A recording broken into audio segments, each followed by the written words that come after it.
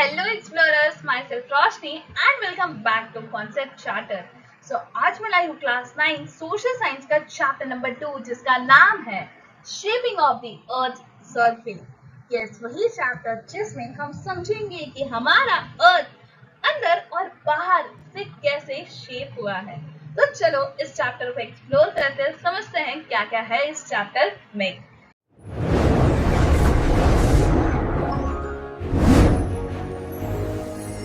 देखो, अर्थ surface is not uniform. ऐसा क्यों कहा कि अर्थ का सरफेस यूनिफॉर्म नहीं है? दैट मीन्स कि अर्थ का जो सरफेस है वो हमेशा चेंज होता रहता है, वो अनइवन है, वो एकदम फिक्स नहीं है। देखो, it has bean shaped over millions of years. Millions of years में वो शेप किया गया बाय वेरियस पावरफुल फोर्सेस। दो टाइप्स ऑफ फोर्सेस यूज किए गए, जैसे इंटरनल फोर्सेस और एक्सटर्नल फोर्सेस। इंटरनल फोर्सेस जो साइड द अर्थ होते हैं, जैसे plate movement, earthquakes, volcanic activities, जिसकी वजह से यहाँ पे अर्थ की क्रस्ट में चेंज होता है, यहाँ माउंटेन्स फॉर्म होते हैं, प्लेट्यूज और वैलीज फॉर्म होती है। यस, यही हम समझेंगे कि ये सारे जो फीचर्स है, फिजिकल फीचर्स है ऑफ आवर अर्थ, वो कैसे फॉर्म हुए हैं और क्या क्या उसमें चेंजेस हुए हैं, उसकी वजह से ये फॉर्म होते हैं। नेक्स्ट देखो, एक्सटर्नल फोर्सेस जो हमारे अर्थ के आउटसाइड होते हैं, जैसे विंड, वाटर एंड आइस के थ्रू, जिसकी वजह से यहाँ पे वेदरिंग होता है, इरोशन होता है, मटेरियल डिपॉजिट होता है, दैट इज डिपोजिशन होता है। तो ये सब एक लैंड फॉर्म क्रिएट करती है। एंड ये कैसे क्रिएट करती है, चलो देखते हैं। So next, land forms created, इसकी वजह से यहाँ पे mountains, plateaus, plains, valley, desert और कोस्टल फीचर्स यहाँ पे क्रिएट हो रहे हैं। स्लो चेंजेस और सडन चेंजेस, दो type of speed of changes होते हैं। स्लो चेंज मतलब उसको बहुत ज्यादा टाइम लगता है, लॉन्गर टाइम लगता है to change. Next, sudden change मतलब बहुत जल्दी हो जाना, लाइक सडनली होना। स्लो चेंज का एग्जांपल है gradual wearing away of mountain, जैसे माउंटेन्स पे इरोशंस होते हैं ना, तो वो धीरे धीरे होते हैं, तो that is slow change. But sudden change में क्या होता है, अर्थक्वेक, वॉल्केनिक इरप्शन, ये सडनली होता है, बिना बताए होता है ना। Next, sudden change can cause wide spread damage. Yes, sudden change कभी भी वाइड स्प्रेड डैमेज कॉज कर सकता है, जैसे अर्थक्वेक आ गया, जमीन हिलने लगी, वॉल्केनो ब्लास्ट हुआ, तो उसकी वजह से बहुत ज्यादा चेंजेस होगी, बहुत ज्यादा इफेक्ट होगा, बहुत ज्यादा डैमेज होगा पूरी एरिया में, है ना। नेक्स्ट देखो, by understanding this process is important. हमें ये प्रोसेस क्यों बताया जा रहा है कि इनसाइड द अर्थ क्या होता है और आउटसाइड द अर्थ क्या होता है, ये हमें बता रहे हैं ताकि हम समझ सके कि कैसा जो अर्थ है अभी जो दिख रहा है वो कैसे फॉर्म हुआ है। मतलब जैसे हमारे मन में डाउट होता है कि माउंटेन्स कैसे फॉर्म हुए, रातों रात हो गए थे, एक बड़ा सा पत्थर आया और गिर गया, वो माउंटेन बन गया? नहीं। लैंडफॉर्म्स कैसे फॉर्म्स होते हैं, डिजास्टर्स कैसे होते हैं, ये सब हमें समझना पड़ेगा। हम ये सारी चीजें हम समझ सके, इसीलिए हम पढ़ते हैं ये processes about the earth. So forces जैसे विंड और एयर ने स्लोली वेयर डाउन किया सॉइल को, जिसकी वजह से वो स्लोपी होते गया। Next, during heavy monsoon the school faces landslide risk.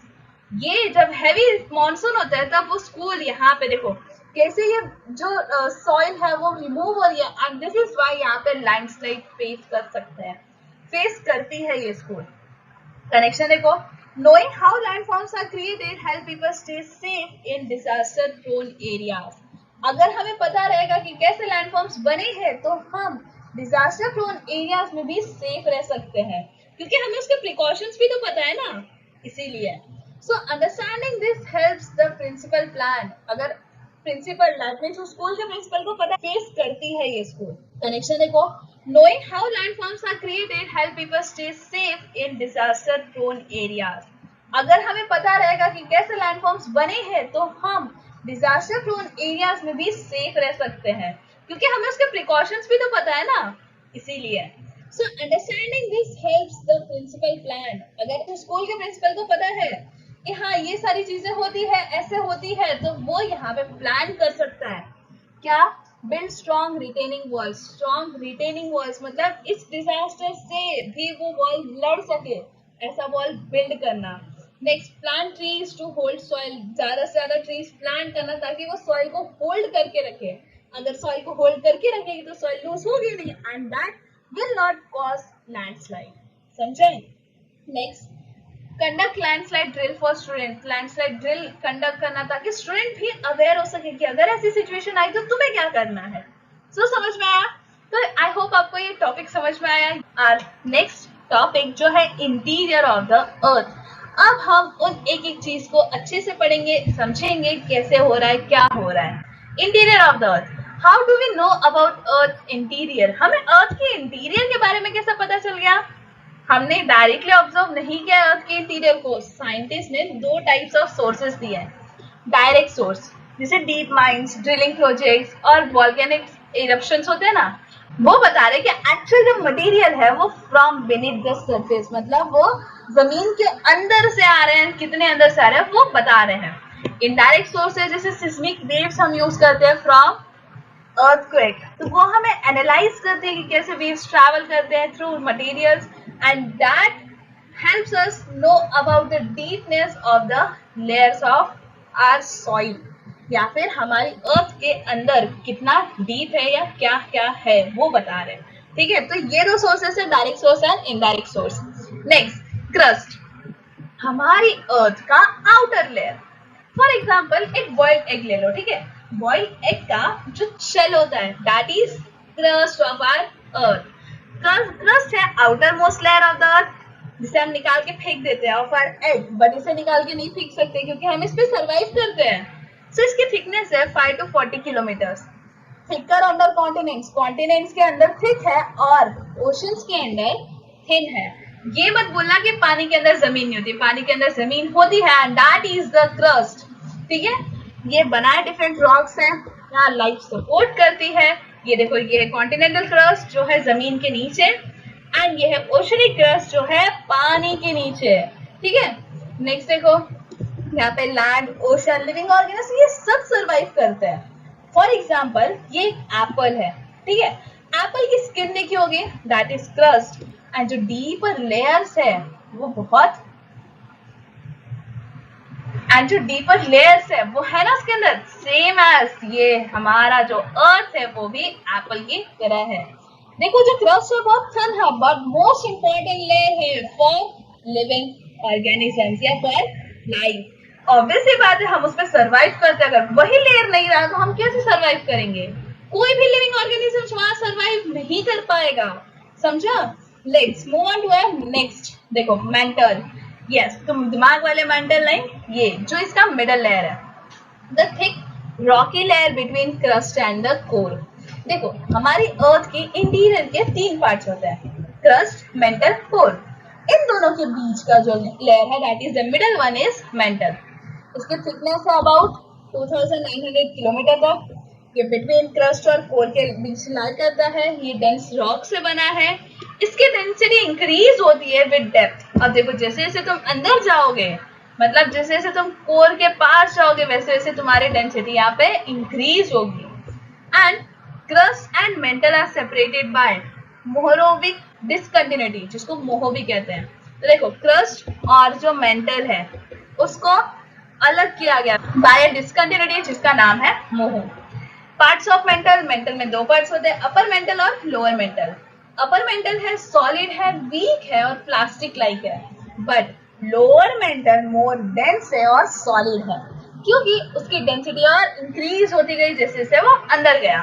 ठीक है, यहाँ पे कन्वेक्शन करेंट्स है. जैसे देखो, तुमने वाटर को बॉईल होते हुए देखा है, जैसे जैसे वाटर बॉईल होता है उसके जो लेयर्स है दैट इज जो बबल्स है वो ऊपर जाते हैं, फिर वो नीचे आते हैं. सेम एज यहाँ पे जो हॉट मटेरियल्स है वो ऊपर जाते हैं एंड कूल डाउन होके वो नीचे आते हैं, एंड जिसकी वजह से यहाँ पे टेक्टोनिक प्लेट्स मूव होती है. ठीक है, तो ये है प्लेट मूवमेंट का इंजन. प्लेट मूवमेंट का कॉज है ये कन्वेक्शन करेंट्स. जैसे एक एग्जांपल ले लो, हमारा सेमी मेल्टेड चॉकलेट. हाँ, बहुत मन कर दिया ना चॉकलेट खाने का. सेमी मेल्टेड चॉकलेट जो फुल्ली सॉलिड नहीं होता ना फुल्ली लिक्विड होता है, ये मूवमेंट अलाउ करता है. सेम एज वैसे ही हमारा मेंटल है.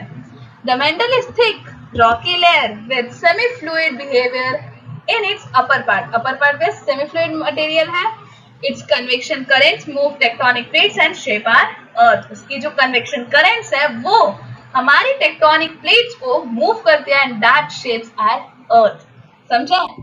Next, core, innermost layer. Core है innermost layer, the centre and the most dense part of the earth, earth का सेंट्रल और मोस्ट डेंस पार्ट। इसकी थिकनेस है 3500 किलोमीटर के अप्रॉक्स, डेंसेस्ट लेयर है। ये बना है आयरन और निकल से, ठीक है। इसको मेटेलिक कोर भी कहते हैं।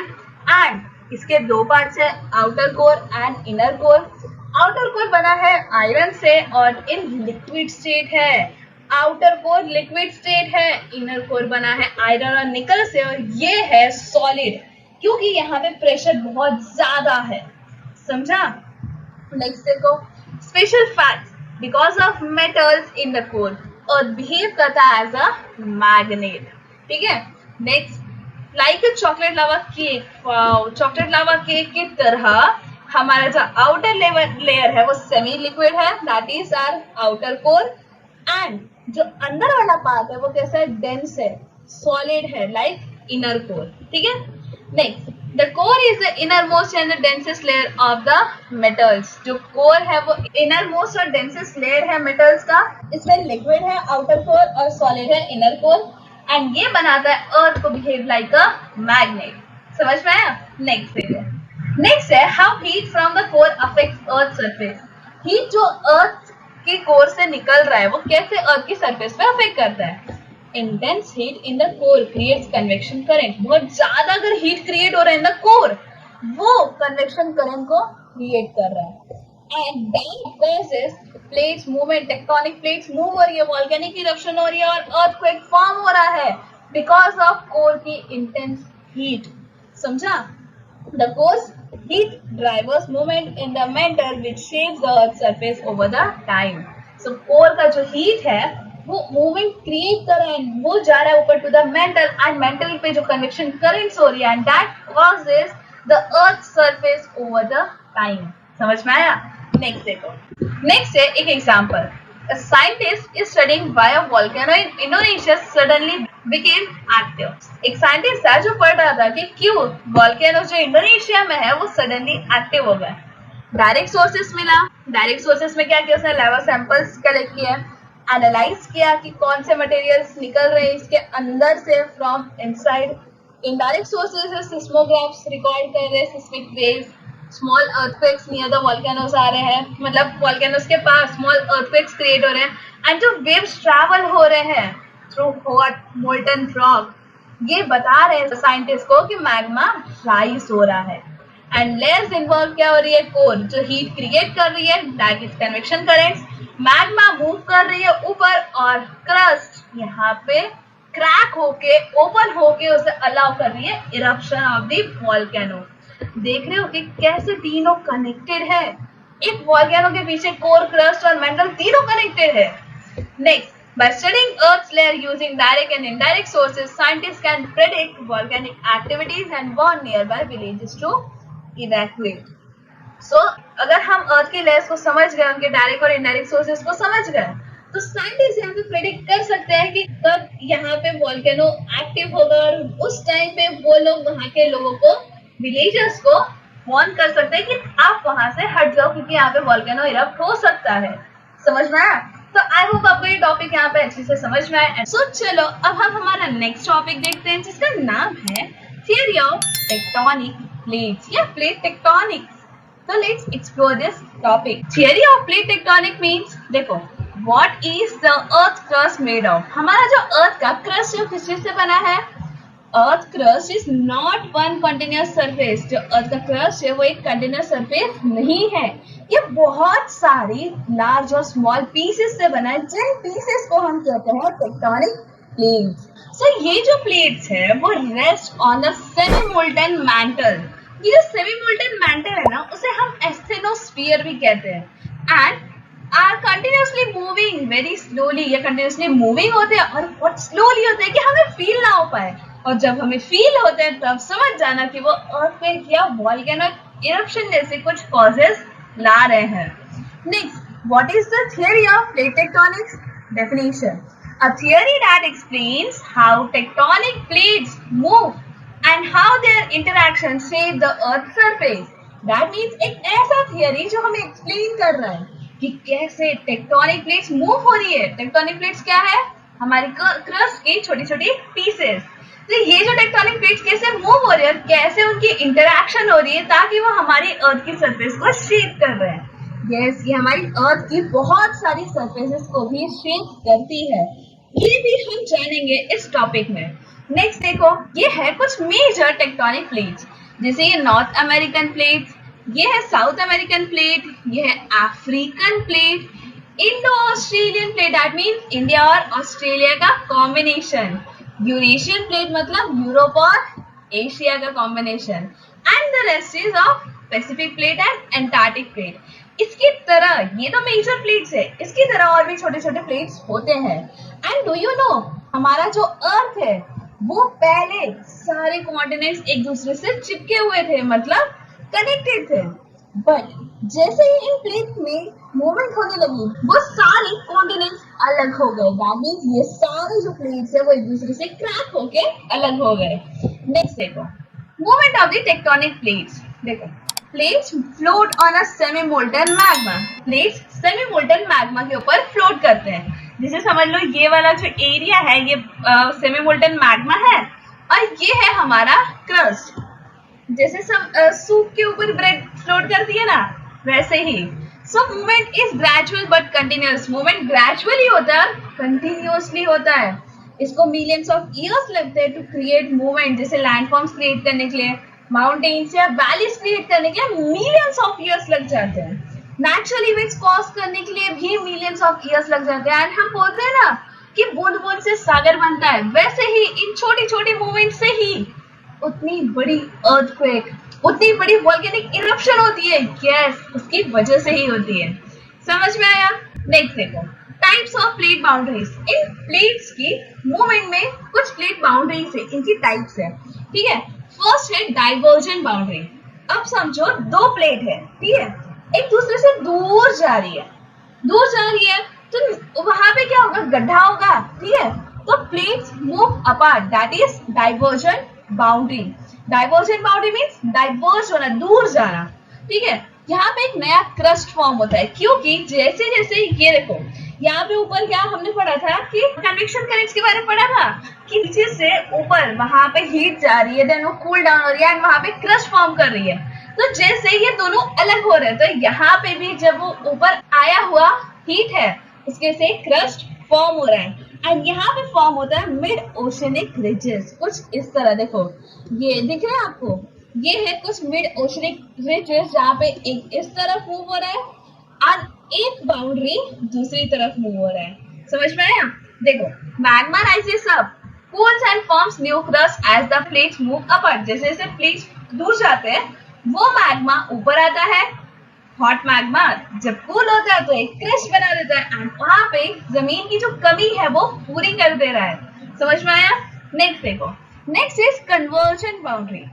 डाइवर्जन का अपोजिट कन्वर्जन। कन्वर्जन मीन्स एक दूसरे के पास आना, ठीक है। समझो दो प्लेट्स है, एक दूसरे से आगे टकरा गए, ठीक है। अगर दो एक दूसरे से आगे टकरा जाएंगे तो यहाँ पे क्या फॉर्म हो रहा है? माउंटेन्स फॉर्म हो रहे हैं।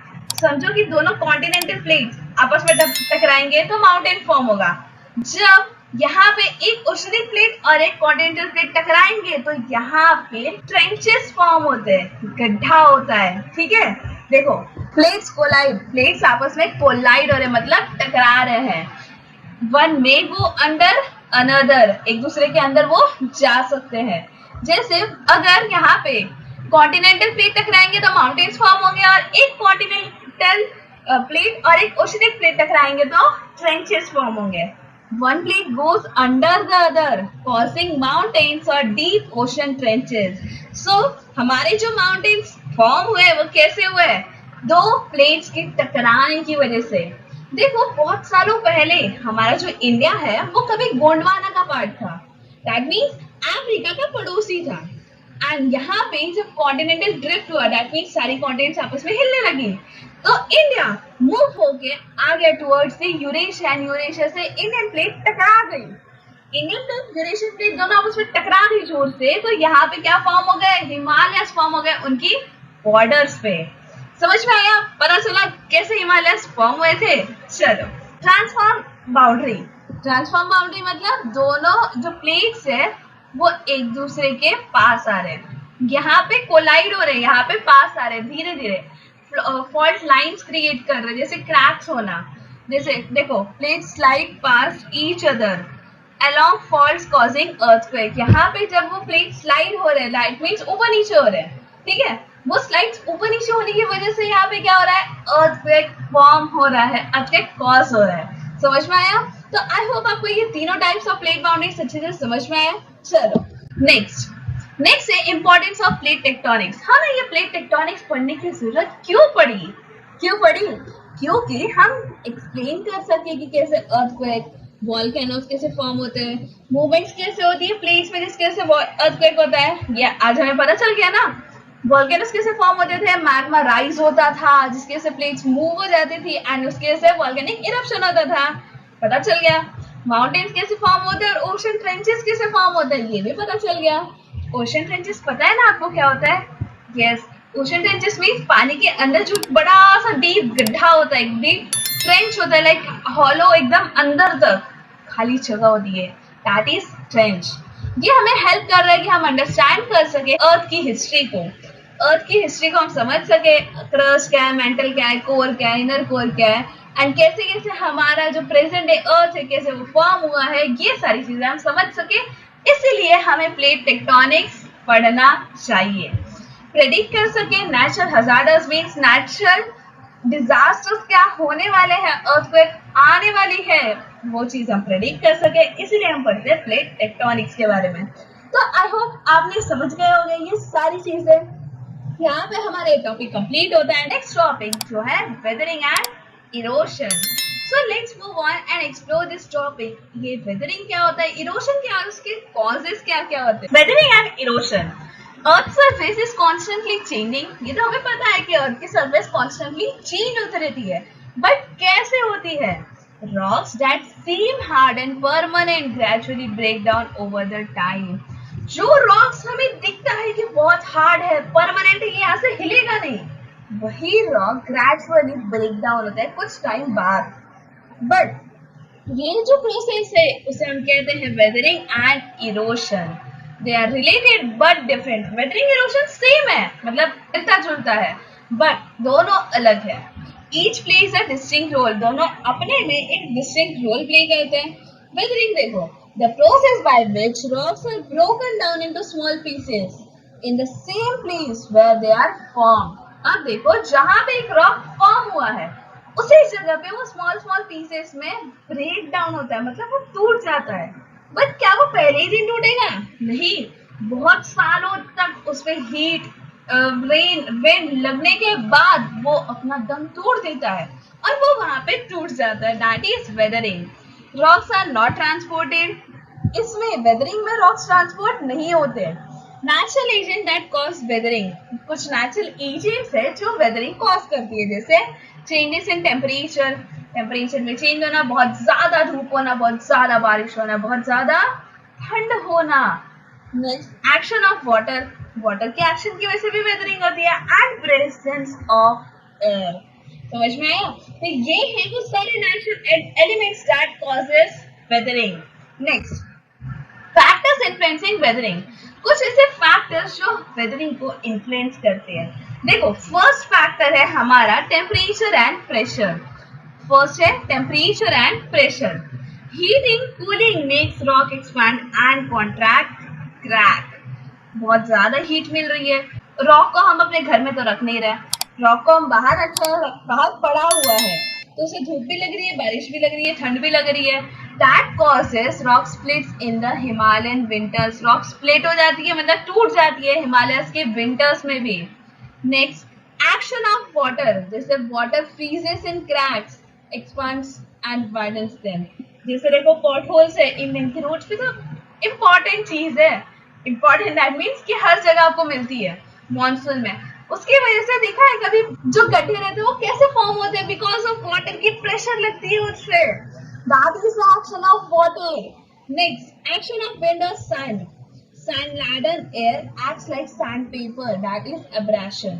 देखो स्मूथ रॉक देखा होगा डेजर्ट में, जैसे ये दिख रहे हो, ये मशरूम शेप रॉक देखा होगा आपने, डेजर्ट्स में कभी गए होगे तो, था डेजर्ट में, तो ये एक क्या कर रहा है, ये टूट रहे हैं और एक नया फॉर्मेशन ले रहे हैं। नेक्स्ट देखो, प्लांट्स की वजह से, अगर एक रॉक है उसकी जो रूट है, किसकी रूट, प्लांट की रूट, प्लांट की रूट उस रॉक के अंदर से निकल रही है, दैट मीन्स वहां से प्लांट की रूट्स आ रही है। जैसे banyan trees breaking stone walls in Hampi, Hampi में बनियन ट्रीज है जो स्टोन की वॉल्स को ब्रेक कर रही है। एंड द सेम वे जो बनियन ट्रीज के, आपको पता है ये रूट्स कितनी बड़ी बड़ी होती है, ऐसा कभी देखा होगा आपने, बहुत पुरानी वाली हवेली में देखा होगा, जो पुरानी पुरानी जगह होती है वहां पे देखा होगा। Next, animals and as well, obviously humans, इनके बिना तो कोई काम पूरा हो ही नहीं सकता, किसके बिना, ह्यूमंस के बिना। So digging, construction, mechanical break rocks, mechanically हम रॉक्स को ब्रेक कर रहे हैं, डिगिंग कर रहे हैं, कंस्ट्रक्शन कर रहे हैं, एंड जिसकी वजह से farm animals construction in the rural India.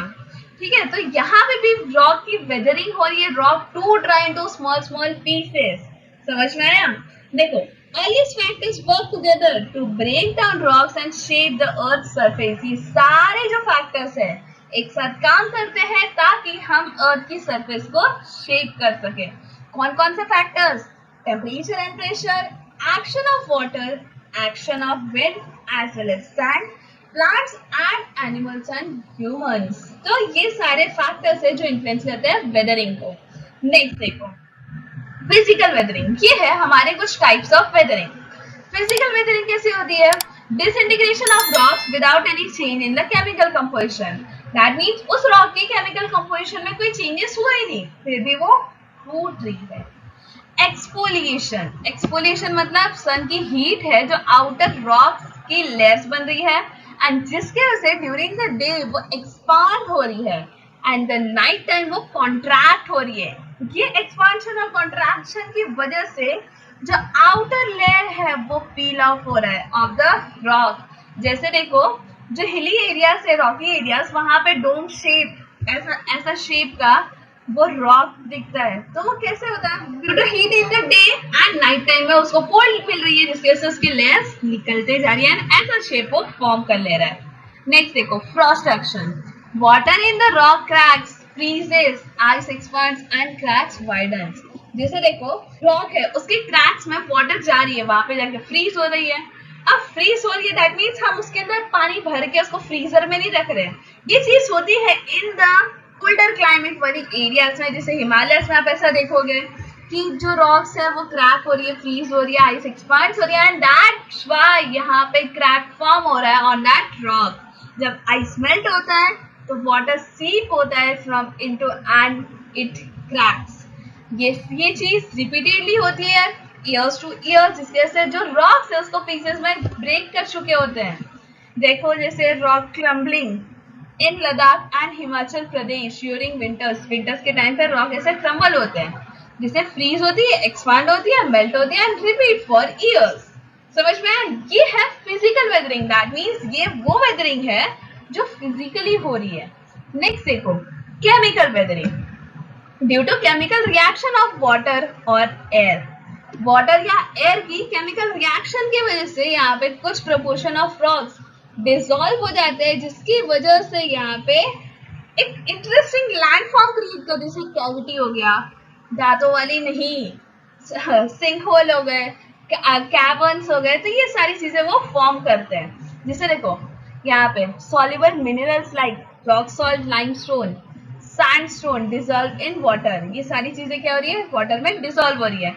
उसके बाद ग्रैप्स यहाँ पे डेवलप हो रही है जिसकी वजह से रॉक्स क्रम्बल हो रही है, देयर ओन वेट, अपनी खुद की वेट को क्रम्बल कर रही है, रॉक्स ब्रेक डाउन हो रही है एंड बाद में वो वाटर और विंड के साथ कैरिड अवे हो जा रही है।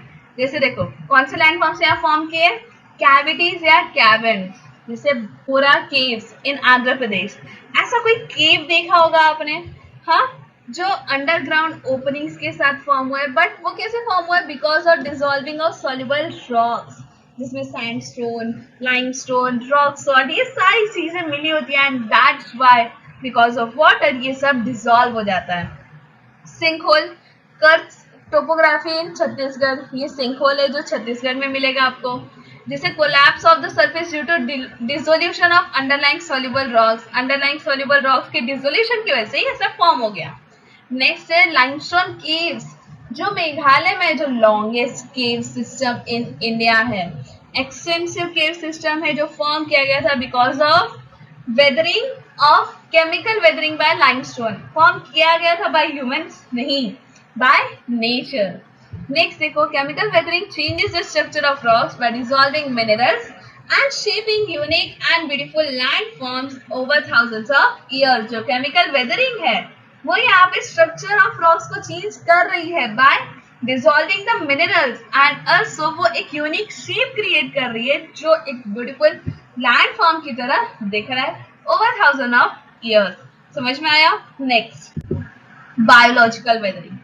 बायोलॉजिकल वेदरिंग मीन्स देखो, animals and plants break up rocks through pressure, heat and acidic chemical reaction. Animals है, प्लांट्स है, ह्यूमन है, इन सब की एक्टिविटीज की वजह से यहाँ पे वेदरिंग हो रही है। जैसे प्लांट्स की रूट्स ग्रो हो रही है, जैसे हमने देखा था बनियान ट्री वाला, बनियान या फिर पीपल ट्री जो वॉल्स के अंदर से आते हैं वो वॉल्स को क्रैक कर देते हैं, तोड़ देते हैं, that is what weathering is. Old forts में देख लोगे, टेम्पल्स में देखोगे, अक्रॉस इंडिया के आपको बहुत जगह मिलेगा। नेक्स्ट देखो, boring animals, rabbits, rats, earthworms, ये क्या कर रहे हैं, हमारे सॉइल को लूज कर रहा है, डिग कर एक टनल, अंडरग्राउंड टनल। जैसे ये termite mounds in the Maharashtra exposes and loosens deep soil layers, ये ऐसा फॉर्म किया गया बाय एनिमल्स। ह्यूमन एक्टिविटी जैसे construction, mining, agriculture, mechanical break and exposes the rock material. Stone quarrying in the Rajasthan exposes granite to faster weathering. So ये बता रही कि यहाँ पे ग्रेनाइट मिला जिसकी वजह से बहुत ज्यादा जल्दी यहाँ पे वेदरिंग हो रही है। ठीक है, biological weathering is nature's way of breaking rocks down slowly, shaping our landscape over the time. तो ये नेचर का वे है of breaking the rocks slowly and shaping a new landscape over the time. समझ में आया? ये तीनों टाइप्स ऑफ वेदरिंग आपको इम्पोर्टेंट है, एग्जाम में आए तो अच्छे से लिख लेना। ठीक है, नेक्स्ट देखो, इम्पोर्टेंस ऑफ वेदरिंग। हमें वेदरिंग क्यों इम्पोर्टेंट है, क्यों समझना इम्पोर्टेंट है? Helps in soil formation, soil के फॉर्मेशन में हेल्प कर रहे हैं। Essential for agriculture and plant growth और एग्रीकल्चर के लिए भी हेल्पफुल है। Breaks rocks into smaller pieces making erosion easier. अगर वो जो रॉक्स है वो स्मॉलर पीसेस में ब्रेक हो गए तो उसके से इरोजन और इजियर हो जाएगी। इरोजन पढ़ेंगे क्या है। हेल्प्स इन releasing minerals into soil, minerals release करने में हेल्प कर रही है इनटू द सॉइल। क्रिएट कर रही है ग्लाइड फॉर्म, जैसे केव्स, आर्चेस और वैलीज क्रिएट कर रहे हैं। ये हेल्प कर रहे हैं कि जो नेचुरल रिसाइकलिंग ऑफ मटेरियल है ऑन द अर्थ। समझ में आया? पक्का ये सारे इंपॉर्टेंस अच्छे से लिख लो, जल्दी फटाफट लिख लो। नेक्स्ट देखते हैं, इरोशन। इरोशन क्या है? The act of carrying away weathered particle. जो वेदरिंग हुआ है तो उन वेदर्ड पार्टिकल को वो कैरी करके जा रहे हैं, मतलब उसे लेके जा रहे हैं, that is known as erosion. जैसे देखो यहाँ पे डिटैच किया गया from the land surface, that means weathering हुआ है। वो वाटर है जो उसे लेके जा रहा है अपने साथ। ये कुछ एजेंट्स ऑफ इरोशन है, जैसे रिवर। रिवर क्या कर रही है? रिवर कैरी कर रही है सॉइल और रॉक के पार्टिकल्स को अपने साथ। रेन वाटर सॉइल को लूज करता है और वॉश अवे करता है सॉइल को। ग्लेशियर्स क्या कर रहे हैं? अपने साथ मूव कर रहे हैं from the land and carrying debris. Waves क्या कर रहे हैं? वेव्स भी यहाँ पे वेयर अवे कर रहे हैं रॉक्स को और कैरी कर रहे हैं अपने साथ सेडिमेंट्स को। विंड्स यहाँ पे पिक कर रहे हैं उन सैंड को ट्रांसपोर्ट कर रहे हैं, fine particles like sand and dust. तो ये सारे हैं agents of erosion, that is important for your exam. And the next is factors affecting rate of erosion. कुछ ऐसे फैक्टर्स हैं जो अफेक्ट करेंगे rate of erosion, that means कि कितनी ज्यादा इरोशन हो सकती है, कितनी कम इरोशन हो सकती है। अमाउंट ऑफ रेनफॉल, बहुत ज्यादा रेनफॉल हो गई, दैट मीन्स कि अब वहां पर इरोशन बहुत ज्यादा होगी। आपने कभी बारिश के टाइम पे बाहर निकल के पानी को देखा है? वो जो मिट्टी वाली पानी होती है ना, दैट एग्जैक्टली इज इरोशन। वो कहीं ना कहीं से वो मिट्टी लेके आ रहे अपने साथ, वो वेयर ऑफ करके आ रही है। ठीक है, टेम्परेचर, हाई टेम्परेचर भी स्पीड करती है वेदरिंग को, जिससे इरोशन इंक्रीज होता है। Shape of the land, steeper slope है जिसके से इरोशन और जल्दी होगा, फास्टर वे में मूव होगा ना। नेक्स्ट टाइप ऑफ सॉइल्स, अगर लूज है, सैंडी सॉइल है, जिसके से यहाँ पे फास्टर इरोशन हो रहा है। प्रेजेंस ऑफ वेजिटेशन कवर, अगर वहां पे वेजिटेशन बहुत कम है जो यहाँ पे सॉइल को होल्ड करके नहीं रख रही, तो वहां पे इरोशन होगा। बट अगर सेम है कि यहाँ पे बहुत ज्यादा वेजिटेशन है, मतलब बहुत ज्यादा पेड़ पौधे हैं जो सॉइल को होल्ड करके रख रही है, दैट मीन्स वहां पे इरोशन कम होगा। Change in the land use pattern, deforestation, mining, construction और फार्मिंग यहाँ पे इंक्रीज कर रही है इरोशन को। डिफॉरेस्टेशन कर रहे हो मतलब सारे ट्रीज को कट कर रहे हो, ट्रीज कट कर रहे हो तो वहां सॉइल को होल्ड करके कौन रखेगा, तुम कि मैं? नहीं ना, ट्रीज करके ना, बट वो ट्रीज ही नहीं है तो दैट मीन्स इरोशन होगी। माइनिंग कर रहे हो, सॉइल लूज हो रही है, कंस्ट्रक्शन कर रहे हो, ऑब्वियसली सॉइल लूज हो रही है, फार्मिंग कर रहे हो, बट फार्मिंग में अगर आप क्रॉप्स ग्रो नहीं कर रहे हो तो वहां पे इरोशन जरूरी होगी। समझ में आया? तो ये है कुछ एजेंट्स ऑफ इरोशन एंड ये है कुछ factors affecting rate of erosion. I hope आपको ये सब समझ में आया अच्छे से। चलो next, role of erosion in shaping landform. ये रिमूव करती है लूज रॉक्स पार्टिकल्स को, ट्रांसपोर्ट करती है over the time and over a short और लॉन्ग डिस्टेंस, डिपॉजिट करती है टू अ न्यू लोकेशन, अगर एक जगह से ले जाएगी तो दूसरी जगह कहीं ना कहीं छोड़ देती है, ठीक है। अब वो अपने साथ हमेशा तो ले नहीं जाएगी, बारिश भी आती है तो उसके साथ जो कीचड़ वाला पानी जाता है, मतलब गंदा वाला पानी जाता है, वो कहीं ना कहीं अटक जाता है ना।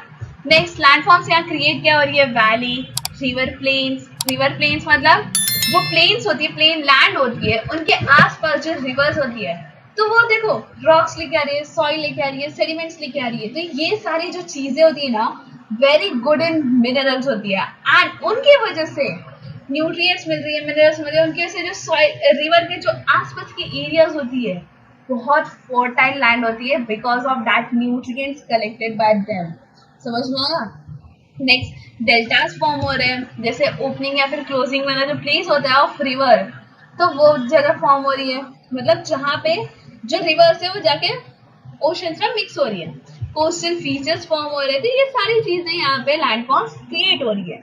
नेक्स्ट देखो, importance of erosion, helps in formation of land such as valley, canals and beaches. Valleys, canals और बीचेस को फॉर्म करने के लिए हेल्प कर रही है। contributes to soil formation by breaking down rocks and transporting sediments. Rocks को break down कर रही है और वहां से ट्रांसपोर्ट कर रही है सेडिमेंट्स को, जिसकी वजह से सॉइल फॉर्मेशन में कंट्रीब्यूट कर रही है। Helps in shaping river course and flood plain, useful for agriculture. जैसा अभी मैंने आपको बताया कि वहां से रिवर मूव हो रही है तो उसके साथ कुछ मटेरियल्स आ रहे हैं, वो वहां डिपॉजिट हो रही है, तो उसकी वजह से वहां एक फ्लड प्लेन क्रिएट हो रहा है and that fertile plain, that nutrients वाले जो एरिया है वो बेस्ट फर्टाइल होती है एंड बेस्ट फॉर एग्रीकल्चर होती है। सो ट्रांसपोर्ट कर रही है यहाँ पे मिनरल्स और न्यूट्रिएंट्स एक जगह से दूसरे जगह, जिसके से soil in different region possible है। Plays a role in natural cycle of landscape development, एक इंपॉर्टेंट रोल प्ले कर रही है in the nature cycle of landscape development, जहाँ पे हाईलैंड्स में वेयर डाउन हो रही है और लो लैंड्स में फिलिंग हो रही है, मतलब ऊपर से गिर रहे हैं, ठीक है, और नीचे वो फिल होते जा रहा है, डिपॉजिट होते जा रहा है, ठीक है। नेक्स्ट देखो, difference between weathering and erosion, ये सबसे इंपॉर्टेंट है, आपको समझना, आपको एग्जाम में लिखना, एटलीस्ट 5.6 पॉइंट्स याद कर लो, समझ के ले लो। जैसे वेदरिंग क्या है, ब्रेकिंग डाउन, किसका, रॉक को ब्रेक डाउन करना स्मॉल स्मॉल पीसेस में। इरोशन क्या है, उन वेदर्ड रॉक्स को, उन वेदर्ड मटेरियल्स को एक प्लेस से दूसरे प्लेस ले जाना। वेदरिंग में कोई मूवमेंट नहीं होती है रॉक मटेरियल्स, बट इरोशन में मूवमेंट इंक्लूड होता है। नेक्स्ट थर्ड पॉइंट आएगा, टेम्परेचर, एयर, वाटर, प्लांट्स और माइक्रो ऑर्गेनिजम्स, यहाँ पे एजेंट्स है, जहाँ पे इरोशन में आपके एजेंट्स बताओगे, water, wind, glaciers, waves, underground water, ये सारी चीजें उसके एजेंट्स हैं। प्रोसेस क्या है, only breaks rocks into small pieces, weathering में सिर्फ रॉक्स को स्मॉल पीसेस में ब्रेक करते हैं, बट इरोशन में उसे ट्रांसपोर्ट करते हैं और डिपॉजिट करते हैं। ये जनरली स्लो प्रोसेस है, क्या, वेदरिंग स्लो प्रोसेस है, इरोशन स्लो भी है, फास्ट भी है, डिपेंडिंग ऑन द एजेंट, मतलब कैसे वहां पे रेनफॉल है, कैसे टेम्परेचर है, दैट डिपेंड्स कि वहां पे कैसा इरोशन होगा, फास्ट होगा कि स्लो होगा। For example cracking of rocks due to freeze thaw, freeze होने की वजह से वो रॉक्स क्रैक हो गए, it's example of weathering. But rivers carrying soil and deposits it as silt. Reverse यहाँ से सॉइल कलेक्ट करके ले गए एंड यहाँ पे डिपॉजिट कर दिया एज अ सिल्ट। तो ये हुआ example of erosion. I hope आपको ये डिफरेंस बिटवीन पक्का याद हो गया, तो इसमें कभी कंफ्यूज मत होना एंड जरूर ये लिख के लेना। चलो next, how a deep valley that is canals forms. कैसे एक डीप वैली फॉर्म होता है, पहले वेदरिंग होती है। A student visit the Grand Canyon in USA or a deep valley in India like Zanskar Valley. USA में grand cannon है या फिर इंडिया में जंस्कर वैली है, इन दोनों से किसी एक जगह पे गए हो, इमेजिन कर लो। वेदरिंग्स, rocks on the cannon's walls cracked due to temperature, physical weathering और केमिकल वेदरिंग की वजह से कैनन्स वॉल्स है वो क्रैक हो गई, उसे वेयर ऑफ कर लिया यहाँ पे इरोशन ने, जिससे रिवर फ्लोइंग हो रहे हैं एंड जिसकी वजह से वो सारे मटेरियल्स कैरीड अवे हो गए, जो ब्रोकन रॉक पीसेस थे उसे भी कैरी कर लिया।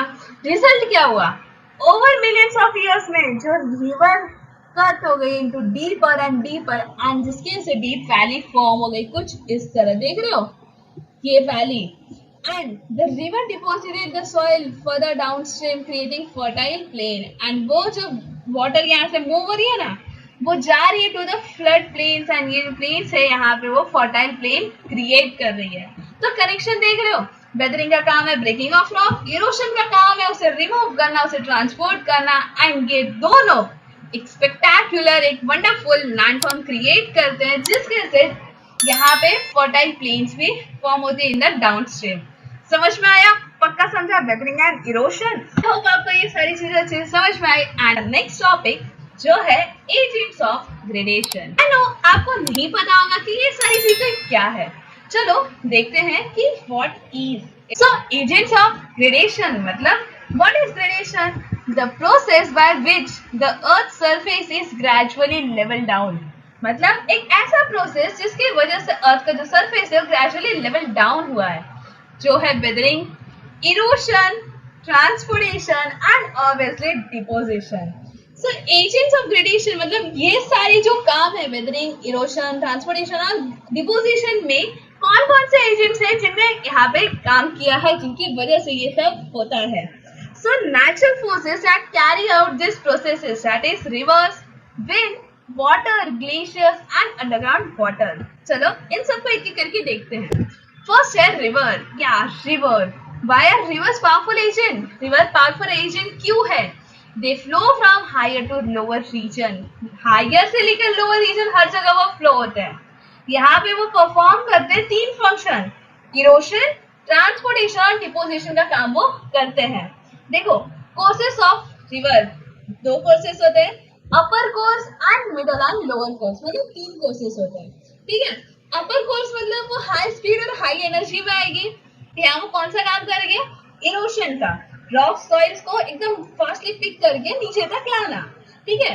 मिडिल और लोअर कोर्स में क्या है, स्पीड डिक्रीज हो जाती है, डिपोजिशन वाले एरिया में ड्रॉप हो जाती है, materials carried from upstream, upstream से जो मटेरियल्स उन्होंने कैरी कर लिया उसे अब यहाँ पे डिपॉजिट करने का टाइम आया। तो यहाँ पे कुछ ऐसे लैंडफॉर्म्स क्रिएट होते हैं बाय द रिवर्स, वो है वी शेप वैलीज, यहाँ देखो ऊपर से पानी आएगा है ना, तो यहाँ पे डिपॉजिट होगा, वाटरफॉल्स, बारिश में तो आपने जरूर एक्सपीरियंस किया होगा वाटरफॉल, फ्लड प्लेन्स, जैसे प्लेन्स वाले एरियाज में जो वाटर डिपॉजिट होता है that is levees and river plains. तो ये सारे लैंडफॉर्म्स क्रिएट कौन करता है, रिवर क्रिएट करता है, over the period of time ये सारे लैंडफॉर्म्स क्रिएट होते हैं, एक ही दिन में क्रिएट बिल्कुल नहीं होते, इन्हें टाइम लगता है एंड धीरे धीरे ये क्रिएट हो जाते हैं। नेक्स्ट एजेंट, नेक्स्ट एजेंट है wind. Where is wind most effective, कहाँ पे विंड बहुत ज्यादा इफेक्टिव होगा, ड्राई और डेजर्ट रीजन में, ऐसे एरियाज जहाँ पे वेजिटेशन बहुत कम है, मतलब प्लांट्स बहुत कम है, ऐसे एरियाज में जहाँ पे ड्राई, लूज और एक्सपोज सॉइल है, लैंड है, उस वाली एरियाज में यहाँ विंड बहुत ही ज्यादा सुपर पावरफुल होगा। देखो special term abrasion means moving sand particles strike and wear down rocks, मतलब सैंड पार्टिकल्स मूव हो रहे हैं और वहां पे वो रॉक्स को वेयर डाउन कर रहे हैं, मतलब वेयरिंग हो रही है, ठीक है। Three functions of wind, wind का थ्री फंक्शन, पहले इरोशन, विंड को रिमूव करता है वहां से सॉइल रॉक्स को, ट्रांसपोर्ट करता है, अपने साथ लेके घूमता है ना, एंड वो जाके डिपॉजिट कर देता है। तो ये तीन काम किसके हैं? विंड के। Next, landforms created, sand dunes, जो रेत की पहाड़ होती है उसे हम कहते हैं सैंड ड्यून्स, जिसे माउंटेन शेप फॉर्म हो जाते हैं ना, आपने देखा होगा डेजर्ट्स में। नेक्स्ट, मशरूम शेप रॉक्स, ऐसे रॉक्स तक फॉर्म हो जाते हैं in the desert. And wind is most powerful where there are no trees to hold the soil together.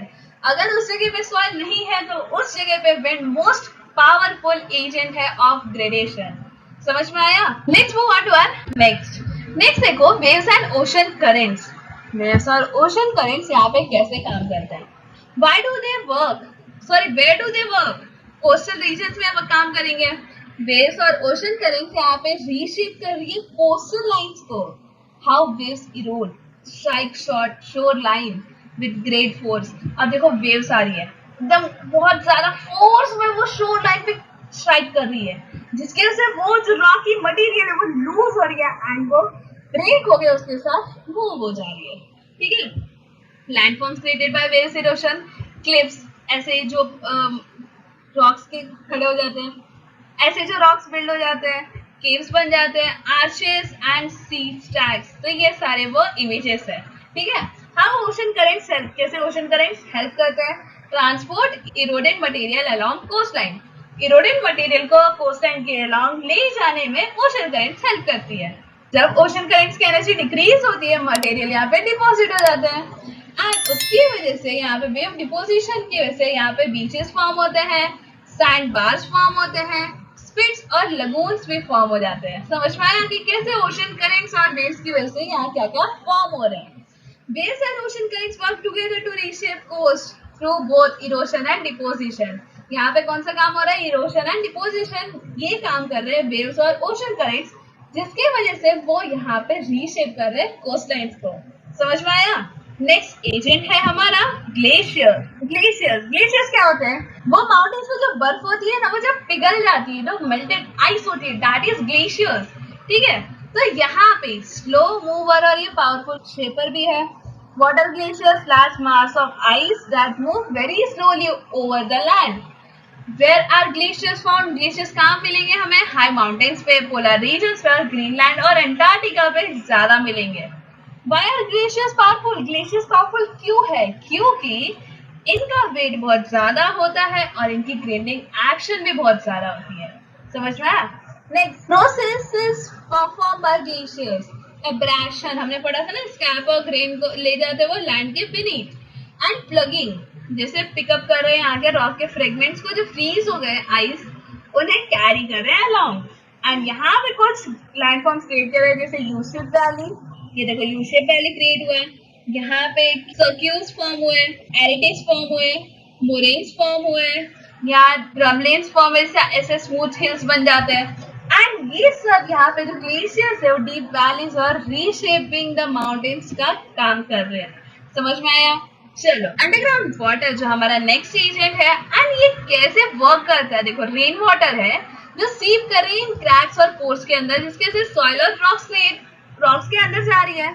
ये स्लोली मूव हो रही है अर्थ की सरफेस में, एंड इसकी वजह से उसके बाद वो डिसॉल्व हो रहे हैं एंड ग्रेजुअली वो एनलार्ज कर रहे हैं उन क्रैक्स को और उन पैसेजेस को। What does it create? क्या क्रिएट कर रही है ये? Hello spaces and caves create कर रहे हैं ओवर द टाइम, एंड जब वो कैविटीज यहाँ पे बहुत ज्यादा लार्ज हो जा रहे हैं, उसकी वजह से वो एक सिंक होल बन जा रही है। समझ में आया?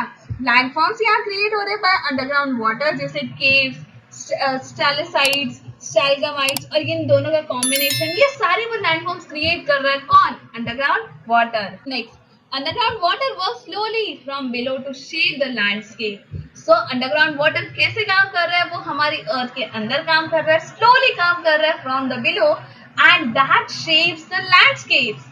समझ में आया? तो यहाँ पे हमारा ये टॉपिक कंप्लीट होता है। एजेंट्स ऑफ ग्रेडेशन, हमने कौन कौन से एजेंट्स के बारे में पढ़ा? River, wind, water, underground water, glaciers. तो आई होप आपको ये सारी चीजें अच्छे से समझ में आई। एंड नेक्स्ट टॉपिक जिसका नाम है major landforms and their formation. So let's move on and देखते हैं यहाँ पे कौन कौन से लैंडफॉर्म्स कैसे फॉर्म हुए और उसकी फॉर्मेशन कैसे हुई। Major landforms and their formation. How landforms created, result of combined action. हमने अभी भी पढ़ा कि वेदरिंग, इरोशन, ट्रांसपोर्टेशन और डिपोजिशन, इन सबके काम की वजह से यहाँ पे डिफरेंट डिफरेंट लैंडफॉर्म्स क्रिएट हो रही है, डेवलप हो रही है over thousands and millions of years. Internal forces लग रही है जैसे टेक्टोनिक मूवमेंट्स, और एक्सटर्नल फोर्सेस जैसे वेदरिंग, इरोशन, डिपोजिशन, जो मॉडिफाई कर रही है, शेप कर रही है उनको आगे।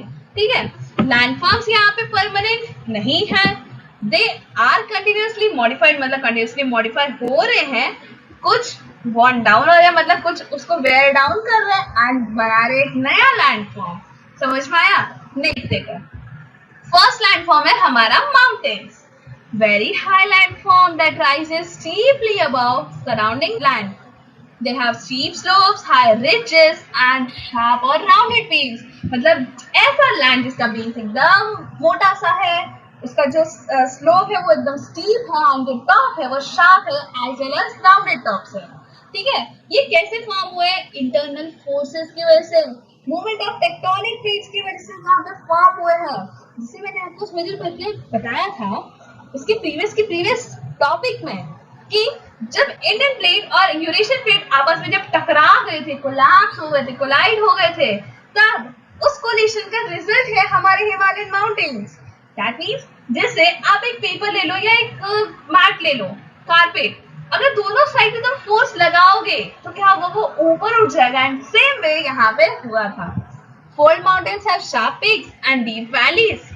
Volcanic mountains have cone shape and crater at the top. So यहाँ पे fold mountains है जिसके sharp peaks है, deep valleys है उनके, volcanic mountains है जो cone shape के है and crater है at the top, मतलब खुला हुआ जगह। Next है types of mountains, जिसमें 3 types of mountain है, fold mountain, block mountain and volcanic mountain। तो fold mountain कैसे फॉर्म हुआ है? इंटरनल मूवमेंट से, जो हमारे अर्थ के इनसाइड हुआ था, जिससे देखो caused by cooling and contracting of molten magma की कूलिंग और कॉन्ट्रैक्टिंग की वजह से फॉर्म हुआ। एलिवेट किया पार्ट्स को और माउंटेन्स फॉर्म हुआ, और डिप्रेशन हुआ इन द पार्ट्स, जिसके से यहाँ पे वैलीज फॉर्म हुए बिटवीन द फोल्ड्स। ठीक है, जैसे हिमालयस फॉर्म हुआ in the India, Appalachians form हुआ in the North America, Alps range form हुआ, यूरल्स माउंटेन फॉर्म हुआ। ये सारी माउंटेन्स कैसे फॉर्म हुए? Due to internal movement and that is fold mountains. Next is block mountain, formed when large land masses break and move vertically. जब large land masses यहाँ break होती है और vertically move होती है, तब यह mountains form हो जाते हैं। Some parts go up, that is block mountains, and some parts जब नीचे जाते हैं, that is valleys. जैसे आप इस इमेज में देख रहे होंगे, कुछ पार्ट्स ऊपर गए तो यहाँ माउंटेन्स फॉर्म हुए, कुछ पार्ट्स नीचे गए तो यहाँ पे वैलीज फॉर्म हो गए, Phobos Mountain and Rain Valley. Next, volcanic mountain, formed by volcanic activity जैसे लावा, एश, इन सब की वजह से फॉर्म हुआ है। माउंट किलिमंजारो जो अफ्रीका में है, एंड नेक्स्ट है माउंट फुजियामा इन जापान। ये सब क्या है? वॉल्केनिक माउंटेन्स है। ये है हमारे 3 टाइप्स ऑफ माउंटेन्स। कौन कौन से? Fold mountain, block mountain and volcanic mountain. चलो नेक्स्ट देखते हैं, plateaus, high flat top landform. मैं तो प्लेट्यूज को याद रखने के एक शॉर्ट फॉर्म, जैसे आपने टेबल को देखा होगा, नीचे से फ्लैट, ठीक है, ऊपर जाओगे तो एक हाइट मिलेगी तुम्हें एंड ऊपर भी फ्लैट मिलेगा, है ना? तो वैसे ही यहाँ पे प्लेट्यूज होते हैं। जैसे देखो, ये देखो, यहाँ से थोड़ा सा स्टीप स्लोप है, बट ऊपर के से टेबल जैसा शेप एकदम फ्लैट सा, एंड इसे कहते हैं रूफटॉप ऑफ द वर्ल्ड। इसे याद रखने का एक मजेदार तरीका है, आपको पता है जो हमारे वाटरफॉल्स होते हैं वो मोस्टली प्लेट्यूज से ही होते हैं। एंड देखो यहाँ पे 2 टाइप्स ऑफ प्लेट्यूज फॉर्म किए गए, जैसे टेक्टोनिक की अपलिफ्टमेंट की वजह से, एंड टेक्टोनिक्स अपलिफ्ट हुआ है जिसकी वजह से यहाँ पे स्टीप स्लोप हुआ है, एंड जिससे टिबेटियन प्लेट्यू फॉर्म हुआ है। ये जो टिबेटियन प्लेट्यू है उसे रूफ ऑफ द वर्ल्ड कहा है, क्योंकि वो वर्ल्ड का बिगेस्ट प्लेट्यू है। नेक्स्ट, वॉल्केनिक एक्टिविटी की वजह से, लावा डिपोजिशन की वजह से मोल्टन लावा स्प्रेड हुई है ओवर लार्ज एरिया, जिसकी वजह से क्रैक्स हुए, कूल डाउन हुए, एंड repeated eruption की वजह से यहाँ पे thick basalt rocks form, and that is the place where the plateau form is Deccan Plateau in India. ये हमारे इंडिया का डेक्कन प्लेट्यू है जो साउथ और कुछ वेस्टर्न रीजन में सिचुएटेड है। ठीक है, तो ये है प्लेट्यूज। नेक्स्ट है आर प्लेन्स, लार्ज फ्लैट और जेंटली स्लोपिंग एरिया होती है, जो लो लाइंग एरिया होती है, जहाँ पे मोस्टली फार्मिंग होती है, मोस्टली ह्यूमन सेटल होते हैं because of fertile land, easy to cultivate मतलब फार्मिंग, गुड फॉर रोड्स भी अच्छे होते हैं ना एकदम प्लेन एरियाज में, हाउसेस और इंडस्ट्रीज भी अच्छी होती है। Most of the world population lives on plains, plains पे मोस्ट ऑफ द वर्ल्ड की पॉपुलेशन रहती है, एंड यही रीजन है कि गंगा प्लेन्स पे ओवर 1/4 पॉपुलेशन रहती है ऑफ इंडिया। क्यों? क्योंकि वहां पर वाटर है, दैट मींस फर्टाइल प्लेन है, फर्टाइल प्लेन है, that is good for agriculture, and agriculture is the main occupation of Indians, है ना। चलो next, 3 types of plains. River plains, जो रिवर यहाँ पे कैरी कर रही है किसको, मटेरियल्स जो इरोड हुए उन्हें, एंड वो ले जा रही है टू अ प्लेस जहाँ पे स्पीड उनकी डिक्रीज हो रही है, एंड उस जगह पे ये जो मिनरल्स है वो डिपॉजिट हो जा रहे हैं ओवर थाउजेंड्स ऑफ ईयर्स, जिसकी वजह से वेरी फर्टाइल लैंड है, एलुवियल सॉइल और डेंसली पॉपुलेटेड एरिया है, जो है इंडो-गैंजेटिक प्लेन, जो इंडिया में है, एंड फॉर्म हुआ है between the Indus, Ganga and Brahmaputra river. Next है कोस्टल प्लेन्स। कोस्टल प्लेन जो सी कोस्ट के एरियाज में रिवर एंड वेव्स की कॉम्बिनेशन की वजह से यहाँ फॉर्म हुआ है। रिवर्स यहाँ पे सेडिमेंट्स को डिपॉजिट कर रही है और जो वेव्स है उन डिपॉजिटेड सैंड को along the shore line place कर रहे हैं। ये सूटेबल है for fishing, ports and agriculture, and eastern coastal plain of India along the Bay of Bengal. You can see how good that plain is. Next, glacial plain, जो form हुआ है glaciers की melting की वजह से, जो यहाँ पे ट्रांसपोर्टेशन के वक्त जो रॉक्स है, डेब्रीज है वो छोड़ देती है, वहाँ पे प्लेन्स क्रिएट हो जा रहे हैं, एंड ये लेस फर्टाइल है then the river plain, but ये फर्टाइल है क्योंकि ये कोल्ड रीजन में मिलता है, यहाँ पे क्रॉप्स थोड़े कम फॉर्म होते हैं, ठीक है। Parts of North Europe and North America after ice age, ice age के बाद हमारी पूरी वर्ल्ड पे आइस एज था, पता है ना। तो आइस एज के बाद नॉर्थ यूरोप और नॉर्थ अमेरिका का जो रीजन है वहां पे ये सिचुएशन थी, मतलब प्लेन्स हो गया था, ठीक है। तो दैट इज ग्लेशियल प्लेन्स। तो आई होप आपको ये समझ में आया, ये 3 types of plains. Next example देखो, इंडो-गैंजेटिक प्लेन जो पंजाब, हरियाणा, उत्तर प्रदेश, बिहार और वेस्ट बंगाल के मोस्ट ऑफ द रीजन में, river like Indus, Ganga, Brahmaputra ने यहाँ पे सैंड और सिल्ट को कैरी करके क्रिएट किया है। प्रोसेस क्या है, when the rivers reach the flat plains their speed decreases and deposited the sediments. अब देखो ऊपर की एरिया से आएंगे तो बहुत स्पीड में आएंगे, बट जैसे जैसे हम नीचे आ गए अब वो स्पीड क्या हो गई, कम हो गई, जिसके से डिपोजिशन हो जाती है। A thick layer of fertile alluvial soil, perfect for growing wheat, rice and sugarcane. So यहाँ पे thick layer of fertile alluvial soil create हो गई, जिसके से good for wheat, rice and sugarcane की growing के लिए है। And इसी वजह से ये जो states है उन्हें कहते हैं food bowl, मतलब एक ऐसा state जो हमें खाना दे रहा है, वहाँ पे खाना grow हो रहा है, ठीक है। Next, valley. Low-lying areas of land formed between hills or mountains. Low-lying areas जो land है वो form हो रही है between the hills या mountains के, and usually elongated, often with river, stream or glacier flowing through. How are valleys form? Valleys कैसे form हो रहे हैं? By erosion. Erosion कैसे यहाँ पे valleys form हो रहे हैं, and वो जो running water है या moving ice है over the long period of time. देखो 2 टाइप्स ऑफ वैलीज है, वी शेप वैलीज जो रिवर वैलीज है, रिवर रनिंग वाटर के साथ फ्लो हो रही है, and narrow with steep slide, जैसे ऊपर से अगर पानी आया तो वहां पे नीचे आके नॉर्मल हो जा रहा है। In upper course of river water flow swiftly and cuts down the vertical erosion.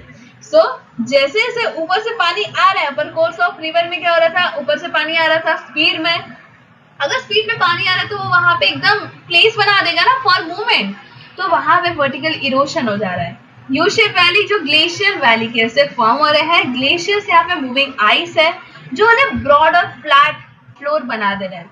Glaciers move हो रहे हैं down the pre existing valley जो उस एरिया को वाइड कर रहे हैं, दैट इज वाई यहाँ पे यू शेप वैली क्रिएट हो रही है।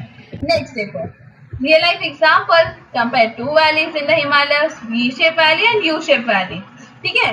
वी शेप वैली क्या है, फास्ट फ्लोइंग अपर हिमालय से आने वाली जो वाटर है गंगा या गंगोत्री के पास, वो कट डाउन करती है उन्हें नैरो और स्टीप साइडेड वैली में। ग्लेशियर्स सेम रीजन में स्लोली मूव हो रही है, जिसकी वजह से यहाँ पे यू शेप वैली क्रिएट हो रही है। The same area can have both the valleys, एक ही एरिया में दोनों वैलीज देखने मिल रही है ना, जिसे वी शेप वैली भी और यू शेप वैली भी। समझ में आया? नेक्स्ट लैंडफॉर्म है हमारा desert, very dry region with very little rainfall, मतलब बहुत ड्राई रीजन है, बहुत कम रेनफॉल है, जैसे 25 सेंटीमीटर पर ईयर जितना ही, ठीक है। कैटेगराइज किया है बाय स्पेस वेजिटेशन, मतलब वेजिटेशन कम है, ड्राई एयर है, एक्सट्रीम टेम्परेचर है, जो सहारा डेजर्ट है ना अफ्रीका में, जिसे लार्जेस्ट हॉट डेजर्ट भी कहते हैं, एंड इंडिया में भी थार डेजर्ट है, वो भी यहाँ पे हॉट डेजर्ट है। How are deserts form? Rainfall low होना, एक्सट्रीम टेम्परेचर होना, एंड विंड की रूल, यहाँ विंड उन चीजों को मूव अवे कर रहे हैं, तो इस तरह से यहाँ पे डेजर्ट्स फॉर्म होते हैं। नेक्स्ट देखो, coastal landforms, landforms form along the shore line, shore line के पास जो लैंडफॉर्म्स क्रिएट हो रहे हैं, that is the coastal landform, जो बिकॉज ऑफ वेव्स और ओशन करेंट्स की वजह से हो रहे हैं। How are coastal landforms form? Waves यहाँ पे स्ट्राइक कर रही है कोस्ट को विद द फोर्स, एंड उसकी वजह से रॉक्स को इरोड हो रहा है, ओशन करेंट से जो ट्रांसपोर्ट कर रहे हैं उस इरोडेड मटेरियल को along the coast line, and when wave energy decrease है, जब वो वेव एनर्जी डिक्रीज हो रही है, मटेरियल वहां डिपॉजिट हो रही है, एंड यहाँ पे न्यू लैंडफॉर्म फॉर्म हो रही है। समझ में आया? Next, major coastal features, major coastal features से क्लिप्स फॉर्म होते हैं, जैसे ये देखो, ये है क्लिप्स, ठीक है, स्टीप है, ऑलमोस्ट वर्टिकल है, rock spaces along the coast. Next, beaches form हो रहे हैं, जो डिपॉजिट हो रहे हैं उधर पे सैंड पेबल्स वगैरह, उसके वजह से यहाँ पे बीचेस फॉर्म होते हैं, बीचेस पे आप घूमे होगे, है ना। सी केव्स फॉर्म होते हैं, देखो इस तरह से कुछ केव्स फॉर्म हो जाते हैं। सी आर्चेस, आर्चेस, ऐसे आर्चेस फॉर्म होते हैं, जिसके उस साइड कुछ नहीं है, बट वो है एक रॉकी एरिया है, ठीक है। नेक्स्ट, स्पिट्स, स्पिट्स फॉर्म हो जाते हैं, जो बीच वाटर के पास एकदम लैंड जैसे थोड़ा बहुत narrow stretch sand area extend हो जाता है। लगून्स फॉर्म हो जा रहे हैं, जिसे देखो शैलो वाटर बॉडी स्प्रेड हो जा रही है over the open space, open C.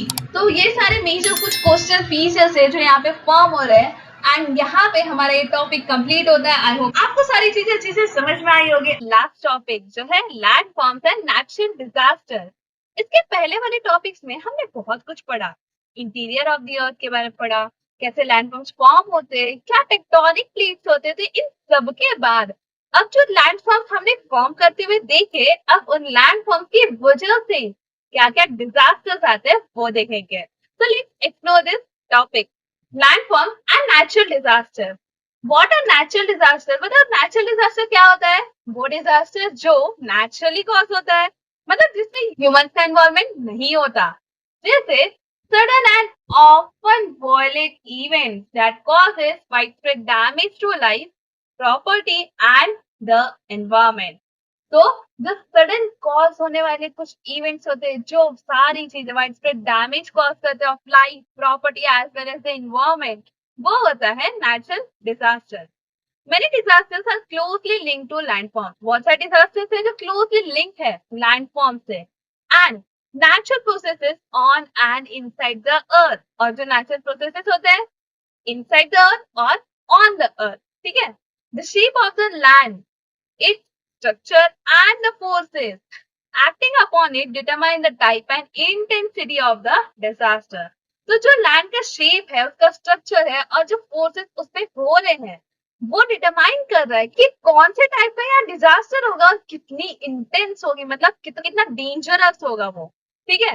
Next, landforms tells us which disasters are likely in a region. Landforms बताते हैं कि कौन से डिजास्टर किस रीजन में आ सकते हैं एंड कौन सा वहां पे फ्रीक्वेंटली आते रहते हैं। चलो देखते हैं मेजर डिजास्टर्स। अर्थक्वेक, अर्थक्वेक कैसे फॉर्म होता है? टेक्टोनिक प्लेट की मूवमेंट की वजह से। लैंडस्लाइड भी, avalanches, glacier lake outburst, floods and dust storm. तो ये सारी डिजास्टर्स के बारे में हम पढ़ेंगे, और हम ये पढ़ेंगे कि कैसे वो फॉर्म हुए, कौन सी लैंडफॉर्म्स है जहां पे वो ज्यादातर पाई जाती है। So what triggers this disaster? In disasters को क्या ट्रिगर करता है? देखो, तुम्हारी मूड स्विच करने के लिए भी कुछ ना कुछ चीजें होती है जो तुम्हें ट्रिगर कर देती है। जब तुम्हारा दिमाग खराब हो जाता है, मतलब मूड खराब हो जाता है, तो सेम एज जब डिजास्टर आता है, उसे भी कुछ ऐसी चीजें रहती है जो ट्रिगर करती है, जैसे मूवमेंट इनसाइड द अर्थ। अर्थ के इनसाइड जो मूवमेंट्स हो रही है, दैट मींस टेक्टोनिक एक्टिविटीज हो रही है, तो वो उन्हें ट्रिगर कर रहे हैं। Rapid changes on earth surface, earth की सरफेस पर रैपिड चेंज हो रही है, जैसे वेदर चेंज हो रहा है, क्लाइमेट चेंज हो रहा है, ह्यूमन एक्टिविटीज हो रही है और जो अफेक्ट कर रही है हमारी लैंड को। तो ये सारी चीजें ट्रिगर करती है डिजास्टर्स को। समझ में आया? नेक्स्ट है our first one, that is earthquake. A sudden shaking or trembling of the earth's surface caused by release of energy within the earth's crust. तो सडन शेकिंग होता है अर्थ की सरफेस पे। आपने फील किया होगा कभी कभी आपकी जमीन वाइब्रेट होती है। लाइक हमें नॉर्मली ऐसे तो नहीं पता चलता है, बट कभी कभी देखो जब अर्थक्वेक होता है तो एकदम माइनर सा वाइब्रेशन फील होता है, चीजें हिलने लगती है। तो दैट इज अर्थक्वेक, एंड जिसकी वजह से यहाँ पे वो रिलीज कर रहा है एनर्जी जो अर्थ की क्रस्ट से निकल रहा है। हाउ डज इट हैपन, कैसे होता है? Rocks inside the earth breaks और shift along the fault line. जो हमने पढ़ा था ना ट्रांसफॉर्म बाउंड्रीज के बारे में, तो उसी की तरह यहाँ पे कुछ फॉल्ट लाइंस होती है जहां पे जो रॉक्स है अर्थ की इनसाइड वाले वो ब्रेक हो जाते हैं या फिर शिफ्ट हो जाते हैं। ठीक है। Next, release energy travels as seismic waves. तो यहाँ जो एनर्जी वो रिलीज कर रहा है वो सिस्मिक वेव्स की तरह ट्रैवल कर रही है। Vibration are felt on the surface. हमें वाइब्रेशन कहाँ फेल्ट होता है, मतलब कहाँ फील होता है? सरफेस पे। Next, where are earthquakes most common? Earthquake mostly common कहाँ पे है? देखो, अलोंग प्लेट बाउंड्रीज, मतलब जहाँ पे प्लेट्स कोलाइड होते हैं, मूव होते हैं अपार्ट और slide past each other. That means conversion, diversion और ट्रांसफॉर्म बाउंड्रीज वाली जो एरियाज होती है वहां पे ये चीज ज्यादा फील होगी क्योंकि वहां पे टेक्टोनिक प्लेट्स की मूवमेंट्स हो रही है ना। Next, this is Pacific ring of fire, ये एग्जांपल है। नेक्स्ट देखो, नेक्स्ट है how do earthquake alter landform. कैसे अर्थक्वेक यहाँ पे लैंडफॉर्म्स को अल्टर करते हैं, दैट मींस कैसे वो अफेक्ट करते हैं। जैसे क्रिएट करते हैं यहाँ पे cracks in the ground, ground में क्रैक्स हो जाते हैं, अपलिफ्ट हो जाती है land to form new ridges. यहाँ पे causes subsistent, that is sinking of land, land sink हो जाती है। देन ट्रिगर करती है लैंडस्लाइड्स को, एवलेंचेस और सुनामी भी इसकी वजह से कॉज हो सकती है। समझ में आया? चलो नेक्स्ट देखते हैं landslide. The sudden downward movement of large masses of rock, soil, mud or debris along a slope under the influence of gravity. Gravity के इन्फ्लुएंस में जब लैंड आती है तब वहां क्या होता है कि सारी चीजें जो एक माउंटेन या एक हिल है उसपे से सारी चीजें नीचे आती है, जैसे रॉक, सॉइल, मड, डेब्रिस, सब स्लोप से नीचे आती है। ये है लैंडस्लाइड, जिसे आप इस इमेज में या इस वीडियो में देख सकते हो। Where are landslide most common? Landslide ज्यादातर कहाँ कॉमनली मिलेंगे? In the hills and mountainous region में, जहां पे लैंड स्टीप है और अनस्टेबल है। मतलब हिली रीजन और माउंटेनियस रीजन में आपको लैंडस्लाइड बहुत ज्यादा मिलेंगे, एंड क्योंकि वहां पे जो स्लोप है वो स्टीप स्लोप है और अनस्टेबल लैंड है। समझ में आया? नेक्स्ट देखो, फैक्टर्स दैट कॉजेस लैंडस्लाइड। कुछ फैक्टर्स जो यहाँ लैंडस्लाइड कॉज करती है। स्टीप स्लोप, स्लोप कैसे होता है? स्टीप है, लूज है और वीक सॉइल एंड रॉक्स है, उसकी वजह से भी लैंडस्लाइड आएगी क्योंकि वहां पे क्या हो रहा है, वो स्टेबल है नहीं, तो उसकी वजह से वो रिमूव हो रहा है। हैवी रेनफॉल की वजह से भी सॉइल लूज हो जाती है and that causes landslide. Earthquake की वजह से जमीन लूज हो रही है, वाइब्रेट हो रही है, क्रैक हो रही है ना, तो वो कहीं ना कहीं पे शेक होके लूज हो जा रहा है सारा मटेरियल। ठीक है, तो ये सारे फैक्टर्स है जो यहाँ पे लैंडस्लाइड कॉज करते हैं। नेक्स्ट है effects of landslide. Effects of landslide में remove material from one place to another and deposit in another. जैसे यहाँ से मटेरियल नीचे जा रहे हैं तो वो क्या जाएंगे, नीचे जाते जाते वो कहीं ना कहीं डिपॉजिट हो जाएंगे। मतलब मटेरियल को एक जगह से उठाड़ के दूसरी जगह ले गया एंड दूसरी जगह ले जाके डिपॉजिट कर दिया।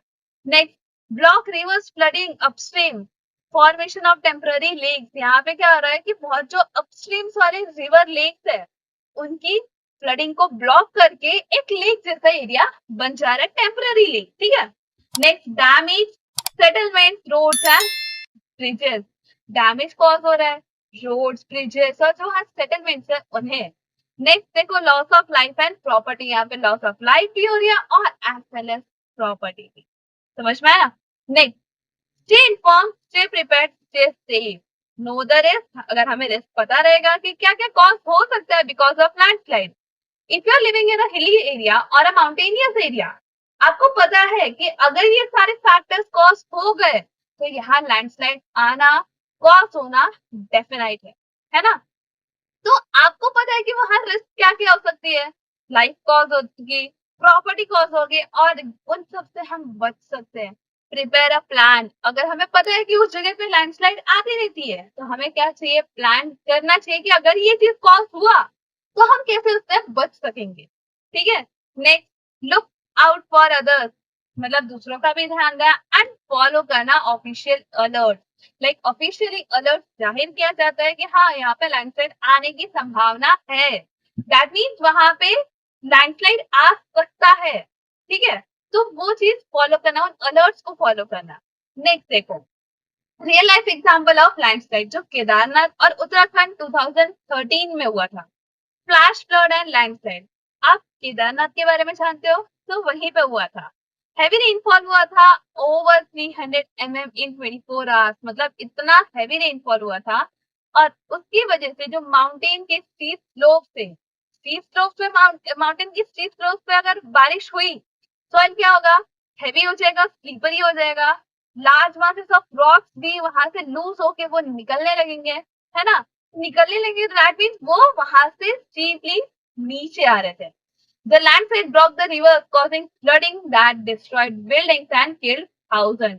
केदारनाथ पे ऐसे ही बहुत सारे पिलग्रिम्स जाते हैं, तो वहां पे उनकी लाइफ को डेंजर हुआ। एंड वहां सिर्फ लाइफ नहीं, वहां पे बिल्डिंग्स हो या सारी चीजें वहां पे डिस्ट्रॉय हुई थी। ठीक है।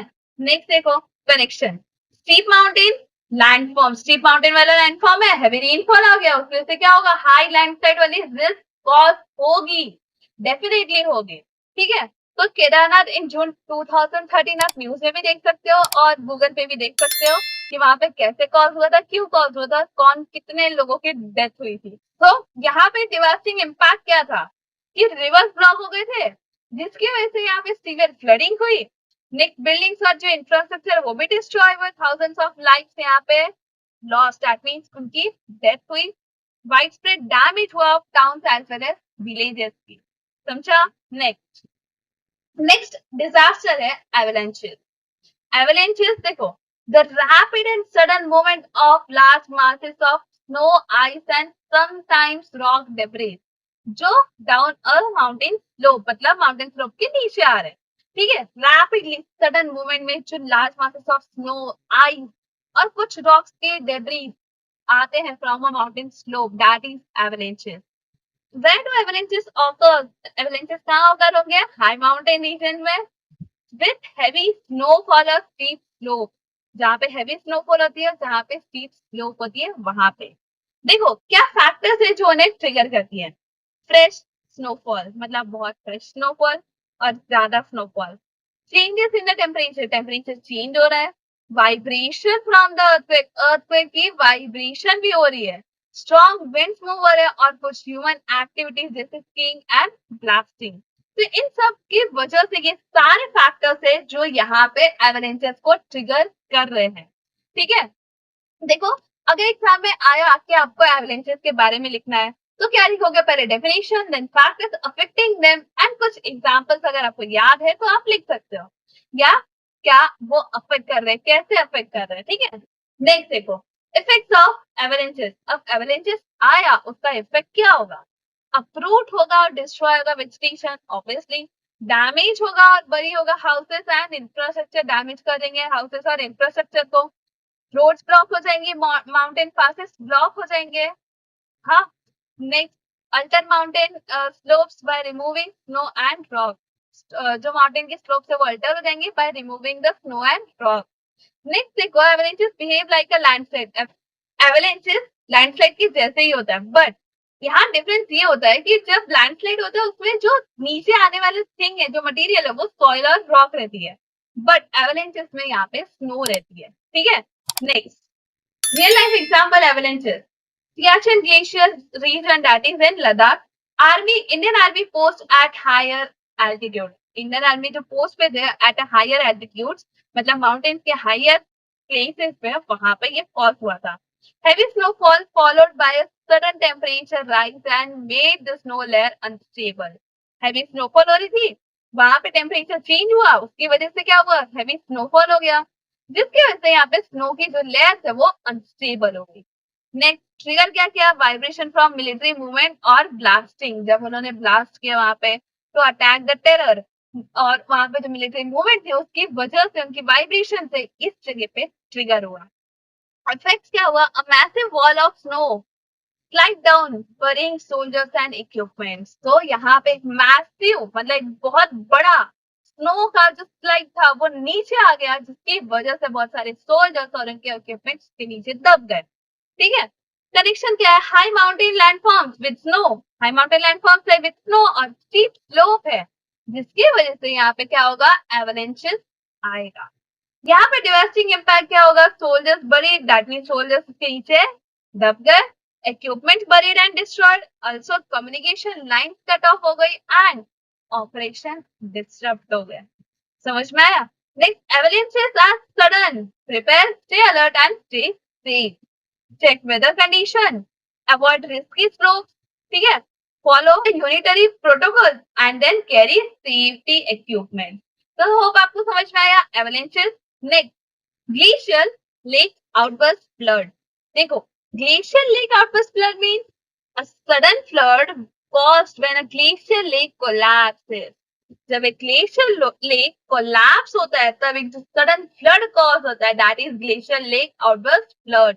ये रिलीज करती है high volume of water rapidly, क्योंकि आपको पता है कि ग्लेशियर से हमें मिलते हैं वाटर, तो ये high volume of water rapidly release करती है, जिसकी वजह से यहाँ पे कॉज होता है flood. How are glacier lake form, कैसे ग्लेशियर लेक फॉर्म होते हैं, ग्लेशियर्स मेल्ट होते हैं, वाटर एक्यूमुलेट होता है इन द डिप्रेशन और behind the natural barrier, ice rocks और moraine. Next, what causes a ग्लॉग, दैट इज ग्लेशियर लेक और द फ्लड। नेचुरल बैरियर्स यहाँ पे वीक हो जाते हैं because of melting of ice, heavy rainfall और अर्थक्वेक की वजह से बैरियर्स यहाँ पे कोलैप्स हो जाते हैं, तो ह्यूज वॉल्यूम ऑफ जो वाटर है वो रश आउट हो जाता है, मतलब वहां से निकल जाता है। नेक्स्ट देखो, इफेक्ट्स ऑफ ग्लोव्स, मतलब ग्लेशियर लेक आउटबर्स्ट फ्लड का effect, sudden and devastating flooding downstream. तो सडन डिवास्टिंग फ्लडिंग डाउनस्ट्रीम हो रहा है, severe erosion of river banks and valleys हो रही है, यहाँ पे destroy of bridges, roads and settlements का डिस्ट्रॉय हो रहा है, loss of life and property भी हो रही है। तो ये सारे हैं इफेक्ट्स ऑफ क्लॉक। Next, where are clock common, ये चीज कहाँ कॉमन है, हाई माउंटेनियस रीजन में, जैसे हिमालयस वाली रीजन में जहां पे ग्लेशियर और ग्लेशियर लेक प्रेजेंट होती है। ठीक है, नेक्स्ट, नेक्स्ट देखो एक एग्जांपल है, Kedarnath disaster in 2013 partially attributed to a block from a Chorabari glacier lake. यहाँ क्या कॉज हुआ था, हैवी रेन हुआ था, जिसकी वजह से मेल्टिंग, जो ग्लेशियर लेक की जो मेल्टिंग हुई थी वो यहाँ बैरियर बन गया था एंड दैट टू कोलैप्स। ठीक है, यहाँ जो बैरियर थी वो कोलैप्स हो गई थी। यहाँ प्रोसेस ये था, huge volume of water and debris rush down the Mandakini river, Mandakini river में जो सारे डेब्रीज है और वाटर है वो रश डाउन हो गए और नीचे आ गए। ये वही है जहां हमने देखा ना लैंडस्लाइड, उसी टाइम पे ये भी हुआ था। So the flood destroyed the Kedarnath temple, town and surrounding area. जो flood आया था वो surrounding area केदारनाथ टेम्पल और as well as towns को destroy कर दिया। Melting glaciers in the Himalayas create lakes that can burst any time, causing sudden flood. देखो, जैसे ग्लेशियर्स मेल्ट हो रहे हैं उसके से एक लेक बन रहा है, that is a glacier lake and that lake can be flooded anytime, that means जब उसका बैरियर कोलैप्स होगा तब वो फ्लड हो जाएगा। That mean 16 and 17 June of 2013 Kedarnath Uttarakhand India. ठीक है, देखो, glaciers are changing, risk are growing, stay aware and stay safe. जैसे मॉनिटर करना है हमें वेदर के अलर्ट्स को, अवॉइड करना है रिस्की एरियाज में जाने के लिए, जैसे मोस्टली ग्लेशियर लेक्स के पास तो मत ही जाओ, फॉलो करने हमें ऑफिशियल वार्निंग्स और इंस्ट्रक्शंस को and be prepared for sudden emergency. समझ में आया? नेक्स्ट, नेक्स्ट है डस्ट स्टॉर्म। ये पहली बार सुना है, ये नया disaster. Strong winds that lift and carry large amount of loose soil and sand into the air। देखो स्ट्रॉन्ग winds आए एंड वो वहां पे ज्यादा से ज्यादा large amount of loose soil और सैंड को कैरी कर रहे हैं अपने साथ इनटू द एयर। ठीक है, तो where do dust storm occurs, ये कहाँ ऑकर होगा? ड्राई रीजन्स में, एरिड और सेमी एरिड रीजन में जहाँ पे बहुत ज्यादा सूखापन होता है। ठीक है, next where the ground is barren and vegetation is sparse, जहाँ पे ग्राउंड पूरी तरह से खाली है और वेजिटेशन बहुत ही कम है उस एरियाज में, जैसे डेजर्ट और ड्राई प्लेन्स वाले एरियाज में क्या होगा? डस्ट स्टॉर्म ऑकर होगा। Effects of dust storm reduce visibility, travel difficult and dangerous। अगर तुम इस डस्ट स्टॉर्म में बाहर निकले तुम्हारे लिए ट्रैवलिंग डिफिकल्ट हो जाएगा एंड डेंजरस होगा, क्योंकि वो जो मिट्टी है वो तुम्हारे आंखों में जाएगी, तुम्हारे दिखेगा नहीं, विजिबिलिटी रिड्यूस होगी।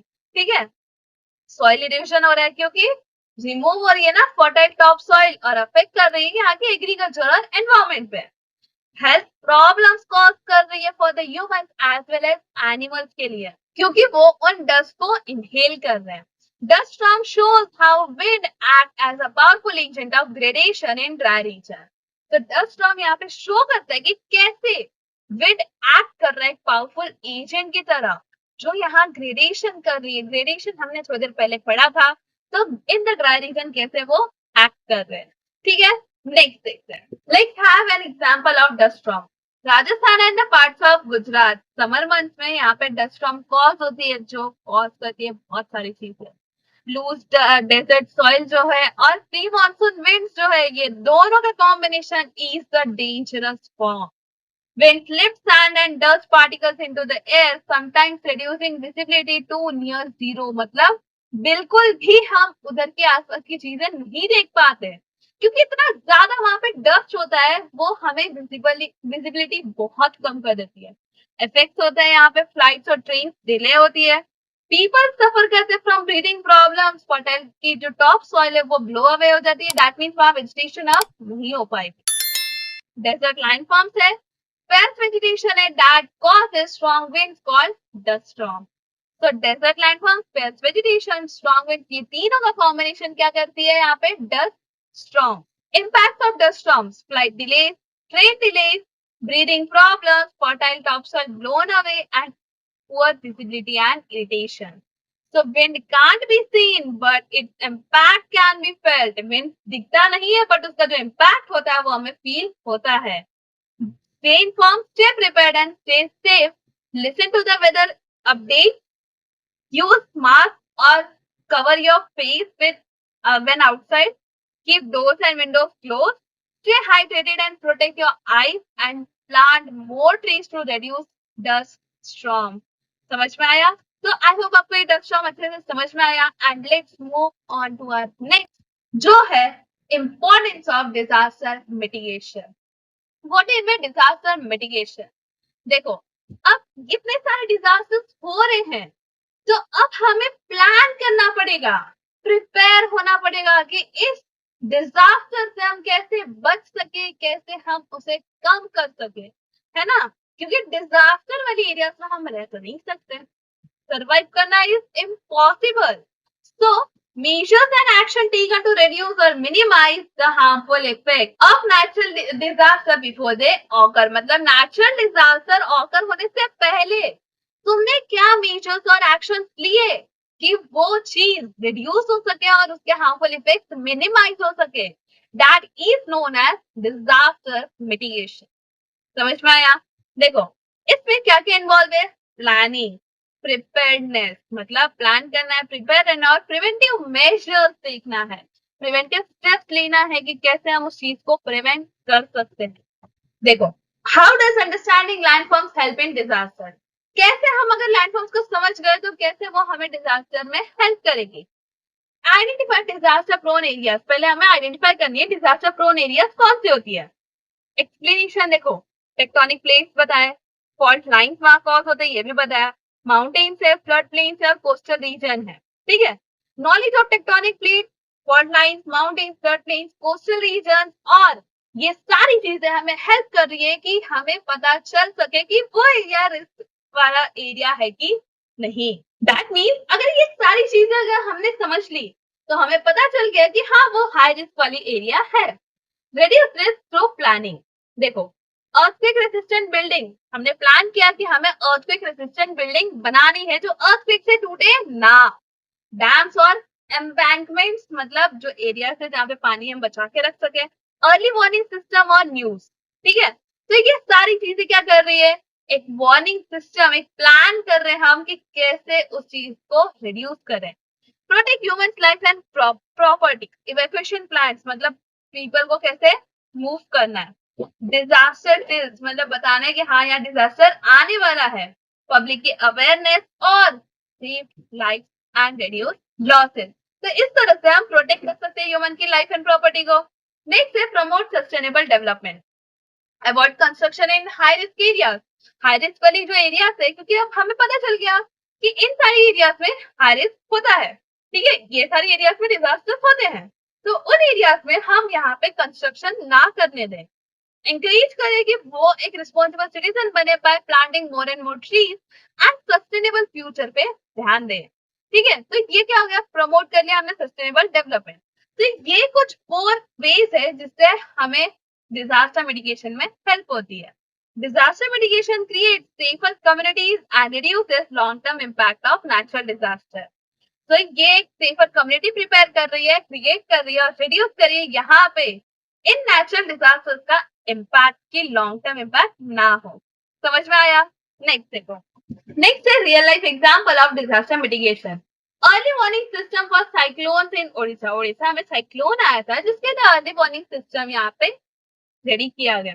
अंडरस्टैंडिंग लैंडफॉर्म्स को समझा, लॉन्ग कोस्टल लाइंस है और वो प्रोन टू साइक्लोन है from the bay of Bengal, ये हमें समझ में आया। मिटिगेशन मेजर्स लिया जैसे cyclone shelters build in coastal villages. Cyclone shelters build किया in the coastal villages. Early warning system किया, अलर्ट डाले सबके फोन में। नेक्स्ट इवैक्यूएट ड्रिल्स, हर साल वहां पे प्रैक्टिस किया गया कि अगर यहाँ पे ऐसा हुआ तो आपको ये करना है। रिजल्ट क्या हुआ, इन cyclone Feni in 2019 over 1.2 million people were evacuated before the storm lives were saved. So जैसे ही यहाँ पे स्टॉर्म आने वाला था, साइक्लोन आने वाला था, उससे पहले ही लोगों को हटा दिया गया। मतलब वो इन चीजों की वजह से एक सेफर लाइफ जी रहे हैं, उनकी लाइफ सेव की गई। ठीक है, knowing the landform that is, अगर हमें लैंडफॉर्म पता चल गया और डिजास्टर पता चल गया तो हम थाउजेंड्स ऑफ लाइफ को सेव कर सके, जैसे उड़ीसा में 1.2 मिलियन ऑफ पीपल की लाइफ सेव की गई। In Cyclone Freddy 2019, over 1.2 million people were saved, evacuated before the storm. Lives were saved. So I hope आपको ये पूरा चैप्टर अच्छे से समझ में आया। इस चैप्टर में हमने जो जो चीजें पढ़ी आपको वो सारी चीजें अच्छे से समझ में आई होगी। अगर कोई डाउट है तो आप कमेंट सेक्शन में जरूर बता सकते हो। एंड यहाँ पे हमारा ये चैप्टर कंप्लीट होता है।